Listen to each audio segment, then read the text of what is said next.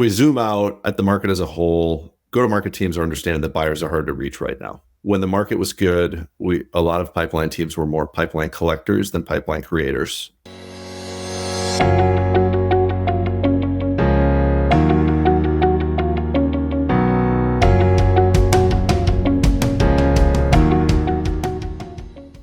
Hello, everybody, and once again, welcome to today's episode of the Revenue Insights podcast. Today, I'm thrilled to have been joined by Joe McNeill, the Chief Revenue Officer at Influ2. Joe brings a wealth of experience as a B2B technology sales leader, known for his remarkable track record of scaling revenue and driving growth. At Influ2, Joe is leading the charge in personal-based advertising, revolutionizing how businesses connect with key decision makers. His past roles at Siteimprove and Proto Labs and other tech firms highlight his experience in building high-performance cultures and achieving significant business milestones. Joe, welcome to the podcast. Thank you. Excited to be here, Guy. So, Joe, you've achieved an impressive amount of growth at several different organizations, including some remarkable increase in revenue at Siteimprove. Perhaps you could start by sharing what initially drew you to a career in B2B technology sales, and how your approach to that ecosystem has evolved over time. Yeah, I think if I went back to the start, I have the fundamental sales leader degree. I have a degree in landscape architecture. Actually, while I was in school, I realized that I was very poor at designing and drawing spaces, but every project was a group project and they needed a presenter and no one ever wanted to present. So I was always the presenter of other people's work, which, somehow led itself into a sales career. I started in recruiting. My first year in sales, I hated it. I tried to get out. I tried to do something else, but I stuck with it. And as I sort of started to improve and get a little better at it, I started to enjoy it more. I started to sort of like it more. I started to see a career path there. I moved into a firm called Proto Labs. It was a technology-aided manufacturing company. It was kind of by luck. They were in my territory that I was sort of selling recruiting services into, and they offered me a job there, and I started as an enterprise AE. Moved into my first leadership role there. I think we were around $60 million in revenue, and then I basically took over the entire new logo team there, sort of acquiring new customers. We IPO'd, was very successful. It was fun. I think at about 250 million. It's a long time ago in revenue. And then it felt like a good time to move on to something new. And Siteimprove came knocking at that point. They're a Danish MarTech firm. They were about 8 million in revenue globally and started there. I think we had about 18 employees in the US, maybe 18 to 30 employees in the US, about $4 million in the US. Was with them for about 7 years. We scaled up to 100 million, and then it was acquired by PE, and that's when I connected with Influ2. Proto Labs was almost entirely inbound. Siteimprove was almost entirely outbound. And then, Influ2 really resonated with me because as we were scaling the pipeline, I firmly believe that the hardest part about scaling a company is scaling the pipeline engine, right? It's like being able to scale your pipeline and maintain your efficiency metrics and your unit economics while you're doing that.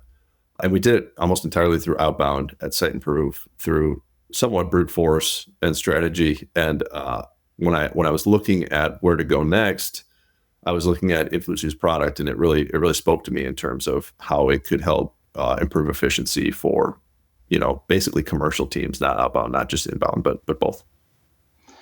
Yeah, because I started to have a closer look at Influ2, and there's a lot of talk about person-based advertising strategy. So perhaps you can share what that means for our audience. Yeah, I think, if we zoom out at the market as a whole, go-to-market teams are understanding that buyers are hard to reach right now, just in general. I think when the market was good, a lot of pipeline teams were more pipeline collectors than pipeline creators. And a lot of with overflowing budgets, it was just everybody was focused on doing more, right? And that sort of more pushed into this environment where you have to create pipeline. It's not a buyer's market right now. There's not a lot of buyers out there, and I think everybody's understanding that more isn't the answer, but it's hard not to just do more when you're behind in pipeline. So it's kind of like a death spiral. So where the market is going is it's really intentionality wins. Like, who are our specific ICP?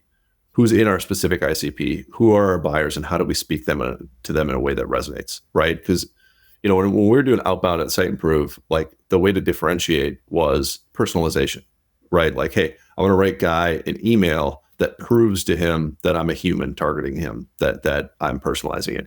Yeah. For better or worse, AI has sort of helped automate personalization in a way where that doesn't really catch anyone's eye now. So what works now is humanization, like proving you're a human that can add value to a conversation. Not like, hey, I want to pitch my product, but like, hey, I talked to a lot of folks in your industry that are struggling with the things that you're struggling with, and let's talk through how they're solving it, whether it's with us or not, and maybe there's something there. Yeah. And I think getting that message to people is hard right now because they're oversaturated with messages. And I think, looking at how can commercial teams align, get in front of people in a way that's differentiated, and how can marketing and sales work together to do that? And that's kind of where our, name buyer ads come in, where it's like we target specific people with specific messages, and then we push the engagement back to the contact record so that sales can act on it. And there's really two important facets to that, where sales can react to the engagement, but then marketing can prove the engagement, what the engagement is doing to the conversion rates. And what we see is about a 2x conversion rate when folks engage with our ads next to a sales process. That makes a lot of sense. So most of my audience will know that we created the B2B benchmark report in January, which we launched. And then we saw such change in the market. We actually did a half-on update in July, which looked at the first 6 months of the year. And what was astounding was the volume of of leads generated in the first 6 months of the year had grown by 25% in 2024. Okay, so we saw a massive increase in marketing spend because I think most businesses were missing target in 2023, and so they needed to do something about it. So, what we could do is spend a lot of money and time and energy training our sales team on how to be a lot more consultative, how to deal with objections correctly. And how to bring in a much more consistent approach to the leads that they do generate. Or we can do what we've done 100 times before, which is let's just spend a load more money on marketing, get rid of all the lower performing sales reps, hire a load more, probably from other businesses that have also got rid of their low performing sales reps, and just assume that it'll all be fine. When in fact, what we can see from the data is that while the volume of leads coming into businesses has increased by 25%, so there's a lot more noise, the number of opportunities that now match ICP hasn't changed. And so the percentage of opportunities that match ICP has actually dropped. So now our sales team are busier than ever before trying to weed through all of these leads to try and work out which ones are actually ICP. And the ICP leads are harder to find and aren't being worked correctly. And so we're not actually taking advantage of the leads that we do generate that actually match the ICP criteria. So I think we're saying the same thing, which is we need to be driving the right quality of leads and get the team working ICP opportunities a lot rather than just anything that comes across their desk. Yeah, this sounds like doom and gloom what we're saying right now, but I view it a little differently. I kind of like the market where it is right now because a couple of years past when budgets were overflowing, winner was kind of the company with the biggest war chest. Yeah. Right. We're now the winners are the executors. Like when things get hard, because it's doable. Like companies are being successful out there. Yeah. But it's not easy. And there's no hack or shortcut or like, hey, I'm going to do this one thing, buy this one thing, and it's going to fix everything. It's like, it's all about excellence and execution right now. So for the operators out there that are willing to put in the work and execute, those are the winners right now. And that's how it should be. So if you're listening to this and thinking, man, I hear every day what doesn't work. Not a lot of people are saying what does work. What works is doing the hard work and really focusing on how do we refine our message? How do we iterate? How do we just claw for that inch of improvement every day and really focus on process and excellence in our execution? Yeah, I absolutely buy into that. I think we built a whole business model around this principle that we now, one of our brand guarantees is that we can increase quota attainment across the reps, and we absolutely, one of our principles is the idea that that all reps can be top performers if we give them the right training, the right support, and by really getting under the skin of what good looks like at every stage of the sales cycle, you're in a better place where you can actually just bring the B and C players along with you. But I want to get back to this just for our audience to really understand this idea around person-based advertising. Can you maybe share a specific example where it's had a significant impact on clients' pipeline and conversion rates? Maybe there's a story you might be able to tell us. Yeah, I can do a few of those. I think advertising has always been one of those like niche things that we spend a lot of money on because we have to, but CFOs hate it because, there's the old John Wanamaker quote of like half my ad budget is wasted. I just don't know what half. Yeah. And the sales team has no idea what's happening. It's a black box, right? And how traditional advertising works is, you can target accounts. Sometimes you can even target personas, but engagement is just sort of farmed at the account level unless someone raises their hand and fills out a form, right? So that's kind of like the idea of MQLs. Also, advertising is typically driven through like other databases, right? So you're like pulling LinkedIn, you're pulling Facebook, you're pulling these other databases. How we work is we connect with your CRM, and guy you guys sell to sales teams, CROs, CEOs, right? You would create campaigns for each persona. So it even could be industry. So I want all CROs and the B2B tech industry. And then you pull the 400, 250 specific CROs within that industry by name into that. And we would target them with ads based off of where they live in your Salesforce. So, if they're a suspect, they've never heard of you guys, they're getting one ad. If they're in a sales process, they're getting a different ad. And then we push that engagement back to the contact level. And it's basically contact level intent, right? Where someone can see impression loads, they can see clicks, and they can see what they've looked at. So they know how to approach them in a relevant way. And then marketing can just simply look at the audience that has engaged with ads versus the one that didn't, and look at what is the conversion funnel through that, and measure the conversion rate differences. So really, a lot of our business is like, hey, they're coming to us and they're like, we have an outbound team, we have an inbound team, and we just want to be more efficient and build synergy with this motion that we're doing. So like, how do we do this in a way that matters? And really, when I had SDRs at Site Improve, one of the hardest things was trying to be more prescriptive in who they pick to put into a sequence. Because like, I love SDRs, so many of them moved into, director and executive level positions, but when they're SDRs, they're the person on the commercial team with the least amount of experience typically. And at Site Improve, they were in charge of 95% of our pipeline. And it's like, we would give them territories, but who they put into a sequence was at sort of their whim. So it's like we had the people with the least amount of experience deciding who we were going to basically book business with. And so with us, your commercial leadership can decide who are the specific people that go into these ad funnels. And the SDR team basically picks the people who have the highest level of engagement, who are the warmest cold leads to put into a sequence. And then they flow through. And it just increases efficiency and conversion rates throughout the funnel. So we have a bunch of case studies on our website, a bunch of different companies that we've worked with that have shown like, hey, we've done 4x conversion rates, we've done 6x conversion rates with the folks that engage with our ads, and it generated XYZ amount of revenue. So really for the marketing leadership, it's being able to prove the impact they're having on revenue, and it's being able to impact how they support people throughout the entire bow tie funnel, instead of just like, hey, we're creating some MQLs, we hope you like them. And I suppose one of the things I've been thinking a lot about for more complex sales cycles, which might be maybe 3 or 6 months long, is that you may want to be engaging with a different set of personas at later stages in the sales cycle. So are you finding customers using that technology, not just top of the funnel, but actually thinking about, right, at the next stage, we're going to have to engage, for example, with the CFO. We want to start warming them up now using marketing and this targeting approach. Or is it really just top of the funnel? No. It's through the entire funnel. So yes, I mean, we all know that, multi-threading is one of the biggest drivers of conversion rates, of any of the things we can do for open opportunities. But for a lot of companies, that's entirely on the AE. Like, hey, multi-thread this up, right? Yeah. They don't get a ton of support. Also, like we've seen Gartner's B2B buyer journey, it's crazy, right? It's a convoluted, web. And not every buyer within the buying group is at the same point, right? Some are earlier, some are later.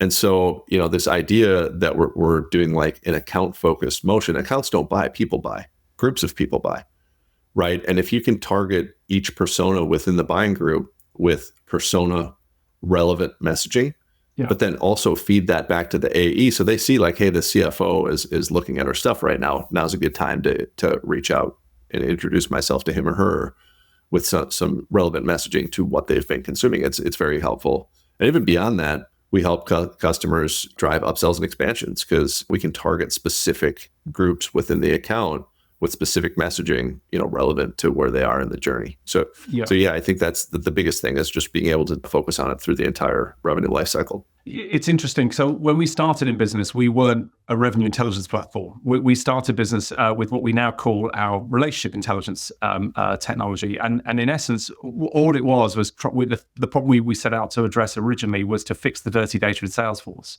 So we built what we now call an AI bot, but it goes through the historical traffic in the mailboxes, the calendars, the phone systems, and it fixes all of the opportunity records that have closed won and lost in the past.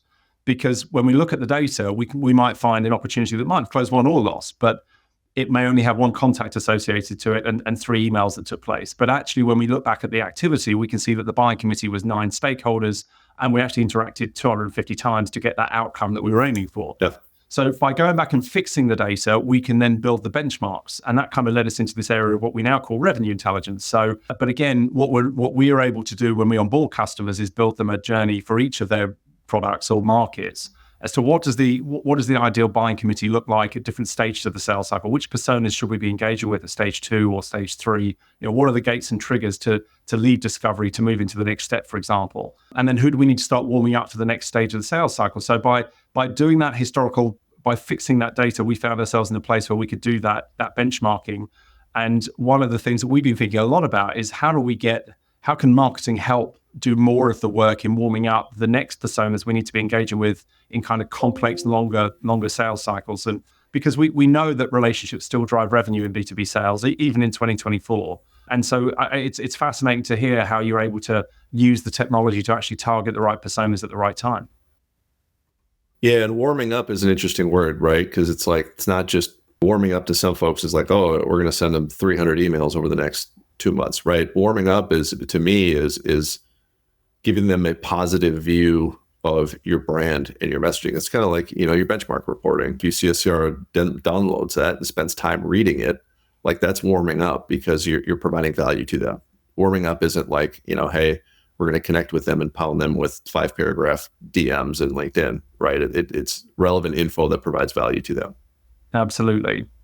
So look, when I was doing the research before today's session, the stats on your time at SiteImprove was really notable. From what I can tell, you helped grow the portfolio from just over 8 million to 100 million. Is that right? And if it is, what strategies did you use to achieve such rapid growth while you were there to ensure that scalability?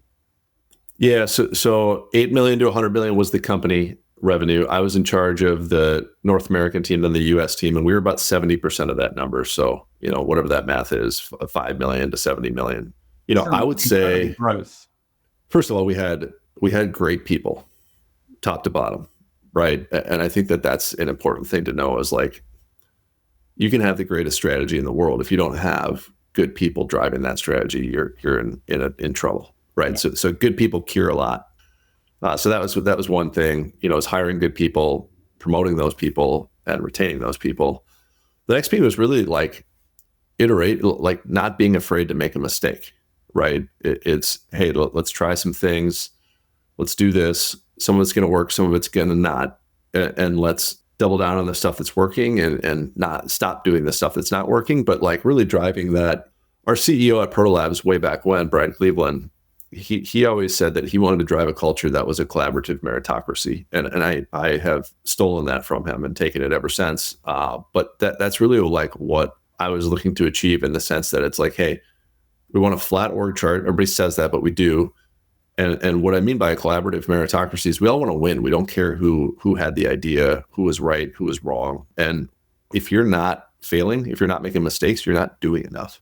Yeah. And really, like, there's no idea too small that we shouldn't explore. Now, if something's only going to give you 0.1% increase and it takes a ton of time to do, don't do that. But really, like, as I mentioned before, growth is the sum of a lot of little initiatives, like ones that aren't sexy, that really improve over time and have sort of that. It's like the difference between winning the lottery or like investing smartly, right?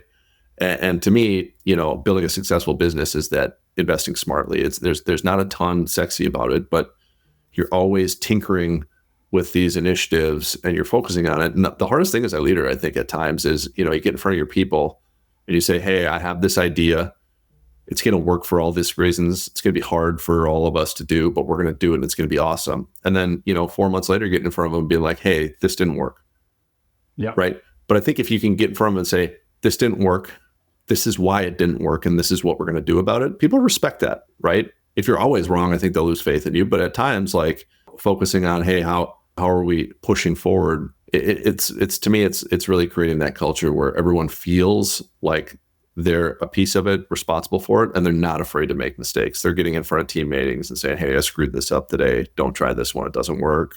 And they're collaborating, and people aren't worried about like the ego of I was right, I had this idea. It's like at some point, all the ideas turn into shared ideas because we put them out into the sort of brainstorm, and then everybody sort of iterates them together, and then it's kind of all of our idea instead of any one idea. So for me, it's really looking at what works, never saying like, hey, this is a sacred cow, this works, so we don't change it. Like the market changes, you need to change with it. And like there's no idea that you shouldn't be able to scrutinize, because if the idea can't survive scrutiny, maybe you shouldn't be doing it. So like, hey, this thing that we love that we've been doing that's worked great for us, it doesn't seem like it's working anymore. Let's talk through that. And really like, let's just always focus on how we get these little improvements and push forward. That makes a lot of sense. I wonder if there's any specific key challenges that come to mind that you faced while you were scaling at that pace, and kind of how did you overcome them when you came across them? Yeah, there's a lot. Like, if you ask me, I think if we sat down and said like, talk through the awesome stuff you did, it might take like a half hour. And you said, let's talk through all the stuff you screwed up, it might take 8 hours. But I think there was a few, we were verticalized and we were pushing forward in new verticals. I know one big challenge was we moved into a school district vertical, and we were selling web accessibility software. And there was Americans with Disabilities Act was really driving school districts to have to acquire ways to make their web properties more accessible. And so we sort of started to see some success there. And like we went from 0 to 5 million in that portfolio in like 18 months, right?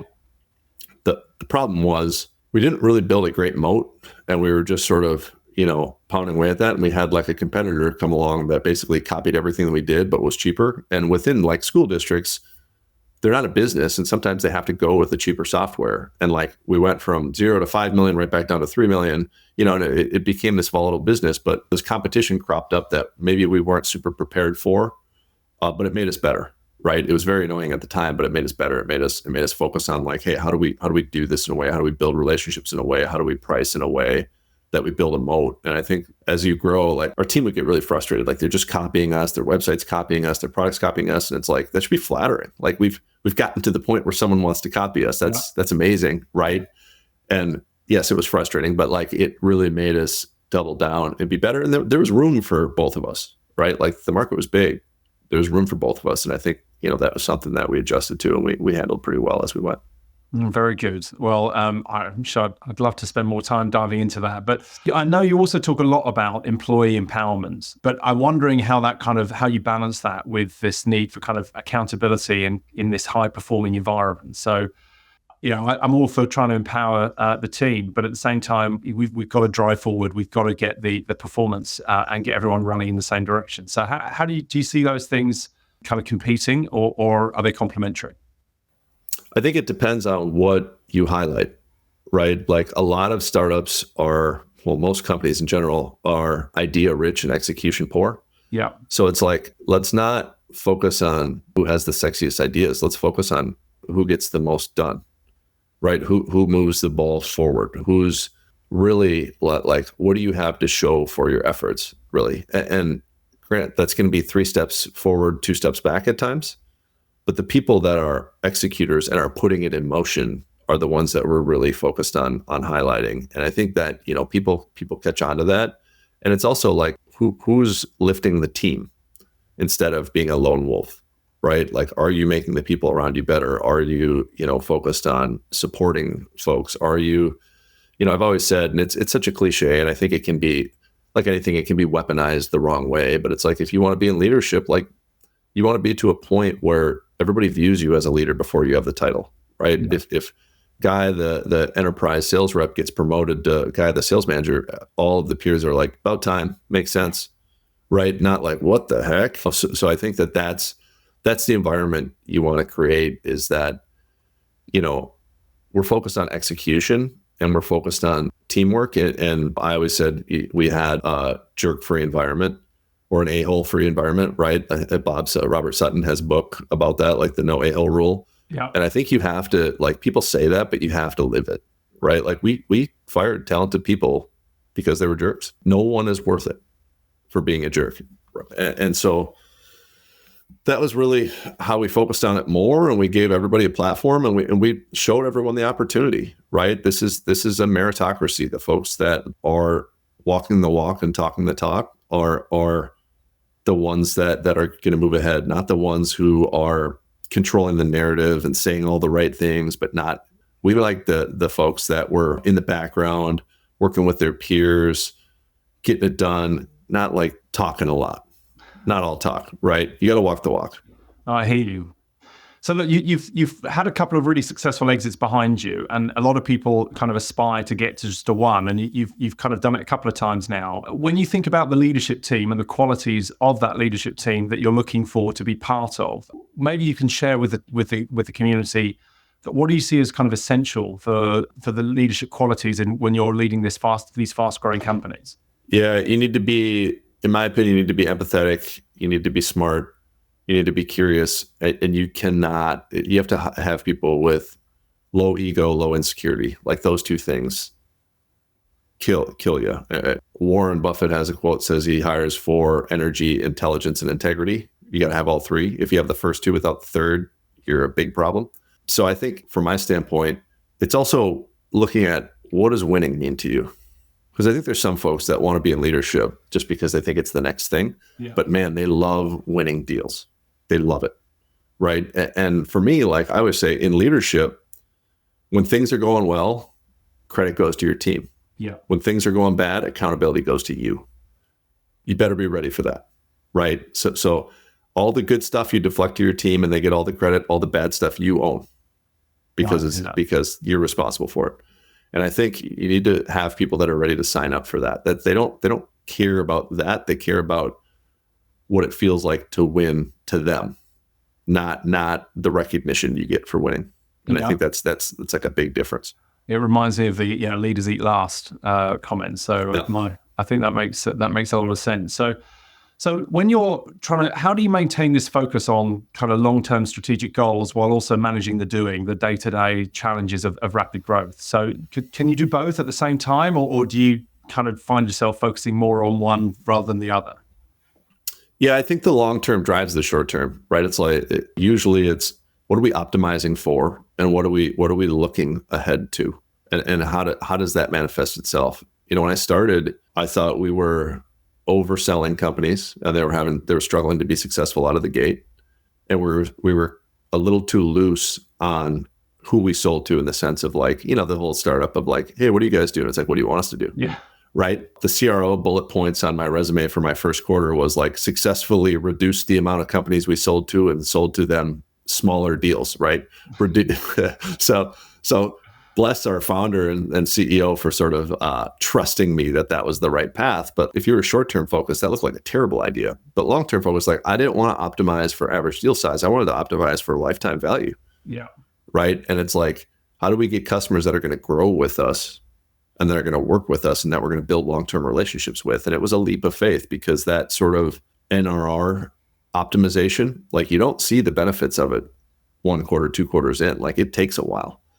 And so really, it's an example of like, hey, what do we want to build to? What do we want to optimize for? And then how does that manifest itself in the short term? What are the things we should really focus on? Because if you're worried about churn and worried about NRR, but then all you do is pound deals in and shower everyone with love for any deal that comes in, like you ain't fixing it, right? So it's like you got to have everybody bought into this vision that like, hey, this is how you're going to make more money. This is how we structured the comp plan to help you make more money. Here's how the company is going to be healthier to create more opportunity for you. And here's the path we're going to go on. And, there's going to be bumps along the way. You're going to have to iterate. But I think really you have to look at what are you building towards, and then figure out like, how do we build our entire commercial structure to optimize towards the things that we value most? So are you taking time out to do the strategy and the thinking and then getting back into the weeds kind of, 2 months out of 3, or is it kind of more iterative than that?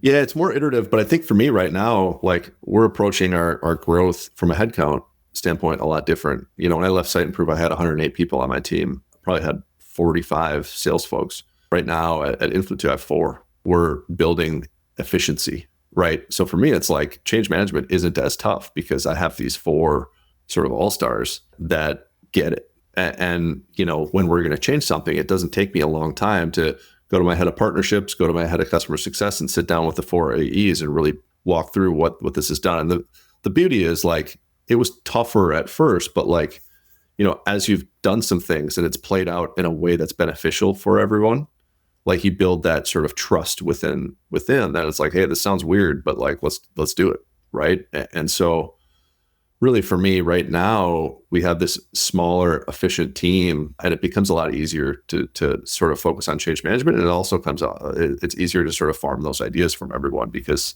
everyone's right there on the front line. Makes a lot of sense. So talk us through the tech stack that you brought with you or that you brought into the business at the moment, and what emerging trends are you seeing around B2B technology sales? Are you finding different tools are being used or are you using the same stack that you've been using for the last, the last decade?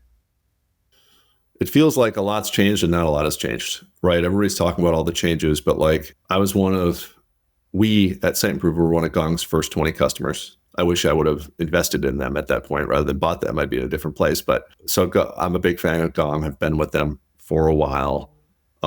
Use Clary for forecasting. I've used both Outreach and SalesLoft. We have Outreach right now, Salesforce, and like, it sounds cheesy, but right now our pipeline motion is anchored around our own product internally, which makes it a lot easier to sell. And really like, when I was buying Clary for the first time, their CRO at the time, Kevin Canarium, he just walked me through a demo of like how he uses it day to day internally at Clary, and it was powerful, right? And really for us, like we're generating all of our pipeline through our own product, and so for us, it's easy when you drink your own champagne just to walk with one of your peers, like here's how we're doing it. Yeah, makes sense. And it's working. Yeah. Well, we compete with Clary, and we also compete directly with Gong, or have done in the past. What we're doing more and more these days is just plugging into Gong recordings because there's so much data there, and it's just like the mailboxes and the calendars. There's just so much opportunity to do the historical analysis on the old call recordings as well. So we found a really nice way of going into businesses already using Gong and just working with them rather than kind of replacing them. So, and actually with Clary as well, we found Clary started introducing us to customers where they can't service them because Clary doesn't offer a service, for example, for HubSpot CRM customers, and we do. So the kind of smaller end of the market is probably where we see ourselves kind of not necessarily competing with them, but certainly offering a similar service. So it's I buy into the stack that you've got, and obviously agree with the direction of travel. But I think we're seeing sales finally adopt a much more data-driven approach to business, and that consistency you can bring in when you are a lot more data-driven means that you can scale a whole lot faster. Yeah, it's interesting to see all of the ways that sort of AI is being used right now too. Everybody's figuring it out. I think I'm a big believer that like for the short term anyway, the best way to leverage AI is to support your humans, not to replace them. I just haven't seen them replacing it. And I think some people are really leveraging AI to try to do, it's almost like, build a wider spam cannon. Like how do we create more reach with fewer people? I would see AI in the future become like helping connect companies better, right? Like building out, like it's always been a struggle for companies to really build out what is my ICP, what is my account profile, and it's always vendors building that out, not customers. And like it would be cool as Influ2 to like leverage AI and see like, hey, what products are companies like us being really successful with? Like what's a perfect fit for us? And I see it being a connector in the future that way, rather than sort of being an annoying ChatGPT function that everybody writes emails with. No, I absolutely agree. I mean, when we introduced AI onto the kind of call intelligence piece of what we do, we went back and analyzed 1.2 million hours of sales calls last year. And what was fascinating is we were able to show customers, look, these deals that closed late stage as lost it turns out that actually they were just never qualified correctly in the early stage. And we can tell because you moved out of that discovery phase off the back of this call, and we've done the analysis, and we can see that you only scored 25% on your medic capture because we threw the call AI at it, and it told us that you didn't qualify them well enough. So when you can do that for not just what, it's in the old world of, we'll watch the whole call recording, isn't that great? And now we can start to throw AI at it and do a whole host of analysis, not just on an individual call, but on all of the calls and email activity that took place during the whole customer's journey, and times that by the last 1,000 customer journeys. And all of a sudden you start to see patterns of kind of what good looks like, and we can use that to prompt the B and C players as to what they should be doing every stage of the sales cycle. So it's incredible what the AI can do. And I absolutely agree, this isn't about replacing people. It's about empowering people. And taking away, for how many decades of salespeople being responsible for logging their own activities in the CRM and progressing things manually, right? AI can do all of that 10 times better than salespeople can. What AI can't do is build relationships with our target personas in a way that's really genuine. And I think what we need to be doing is using that limited capacity for learning that salespeople have to teach them how to deal with objections and how to build those relationships, because that's not using that limited capacity for learning to teach them how to do things that the AI can do better than they can. Yeah, there's all the data on folks want to buy without working with people. Like I don't buy it. Those folks are out there, I'm sure, but for the most part, like people want to work with people as long as it's an authentic relationship. They don't want to be sold at. They don't want to be haggled with, but like if a person can provide them value, they enjoy those interactions. Absolutely. And more often than not, the buyers want help. They want to understand, if you're buying, HR tech, I'm not an expert at HR tech, but I know I need to buy something, right? So, and if I'm talking to a seller that's just showing me the buttons, it doesn't have any value. But if I'm working with someone who's actually going to show me how I'm going to get the ROI on this and what are the gotchas I need to be aware of, I'm obviously going to take the next call because they've added value to my life. So it's about being an expert advisor. And I think there's a big opportunity for us as leaders to help our sales teams to be perceived as that expert advisor and to help with objection handling rather than, show them how the buttons work and be really good at your admin. So there we go. Well, look, as we're wrapping up, perhaps a couple of kind of closing questions here. So thinking about, is there one specific piece of advice you might offer to maybe yourself if you were coming up at this time, these kind of emerging B2B technology space leaders that are kind of coming in and they aspire to scale revenue and build high-performing teams as you have. So is there any particular piece of advice you might want to hand down to the next generation?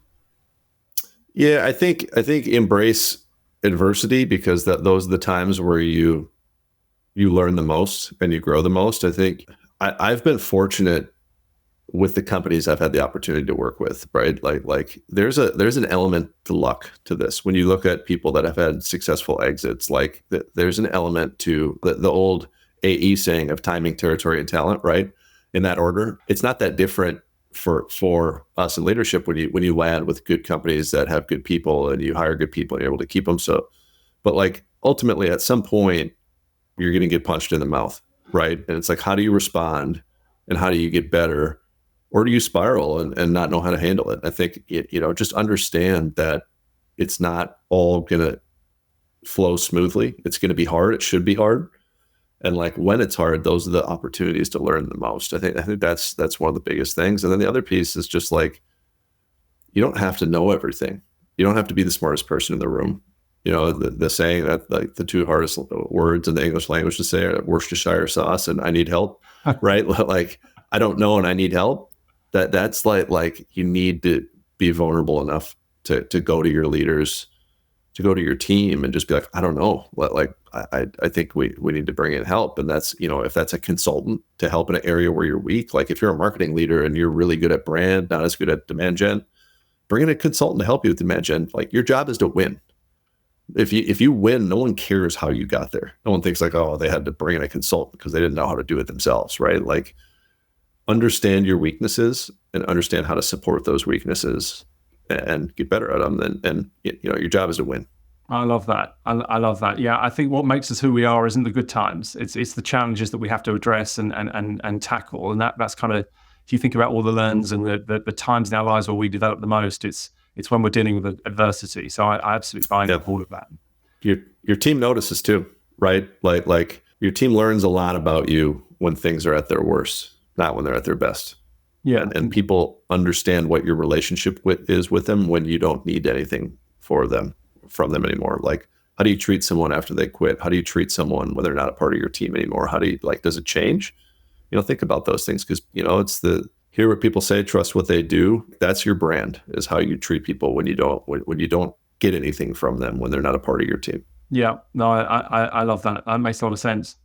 So as you think about the year ahead with Influ2, are there any specific goals or initiatives that you're focusing on for next year? And what's your strategy to kind of go out and achieve those? Yeah, I think, for us, we have a new product that's more focused on supporting sales development teams. It's really like layering ads into a sequence, just like a picture of the SDR's face with a message sequence aligned within the sequence. We have that going. We have some enhancements to our Influ2 product. But outside of that, we're really aligned with where the market is headed. So I'm excited just to work as companies move to this more specific motion, a more aligned sales and marketing motion. I'm excited to really help drive the market in that direction. Very good. And Joe, I noticed that we're both Pavilion members. How long have you been part of the community, and what is it that you like the most about Pavilion? That's a good question. I don't know exactly how long. I know that I was with the community when it was Revenue Collective. So I think that was 2016. Wow. Okay. So it's been, when dinosaurs roamed the earth. I think, for me, I said that I stole the collaborative meritocracy thing from Brad Cleveland. There's not a ton of new ideas. We're all sharing ideas and iterating. And I think the more smart brains you can pull from, the better. And so for me, it's relationships matter in this business, right? And just going to conferences, going places, and meeting people that you've met a number of times before, because ultimately, when you need an introduction, when you need a referral, when you need those things, it's so helpful to have this network. And it feels good on the flip side to be able to help other people when they need them. And, I hired my head of partnerships off of a Pavilion referral. I hired my head of customer success off of a Pavilion referral. And the community as a whole is great to be a part of. Hop in Slack if you're looking for advice on this, advice on that. It's just a lot of smart people out there. To be able to plug into those folks is very, very powerful. No, I agree. Have you done the CRO school they've put out there? It's very good. And there's a new one, a GTM school, which is also fantastic. I have not done the GTM school. I did the first CRO school, and then I did the revenue architecture class through Winning by Design, which was amazing as well. Yeah, those schools are great. The courses and content are amazing, but the peer groups are great, right? I still talk to the folks that were in my peer group from CRO school, and that was 6 years ago or something, 5 years ago, right? So just the relationships you build through that is I highly recommend it. Are you going to the GTM event in Austin? Yes. I think I have a breakout session there. Probably should know that. I think I do. So me too. Look for that. I'll see you there. That's great. You get to meet in person, so that'll be fun. Great. Yes, look forward to it. Well, listen, Joe, thank you so much for sharing your insights today. I'm sure the community will really enjoy them. And thank you so much for your time. And if people want to get in touch with you directly, how do they go about doing that? LinkedIn is probably best. Just ping me on LinkedIn. I'm responsive there. Happy to chat. Or, if they're Pavilion members on Pavilion Slack, you can DM me there as well. Very good. Well, Joe, thank you so much for your time today. Really appreciate you sharing your wisdom, and look forward to meeting you in person in Austin. Likewise, Guy. Thank you. Thanks, everyone. Thanks for listening to Revenue Insights. If you want to learn more, subscribe to our newsletter, and we'll deliver every episode straight to your inbox. If you have any questions, feel free to connect with us on LinkedIn. Our links will be in the episode notes. See you next week.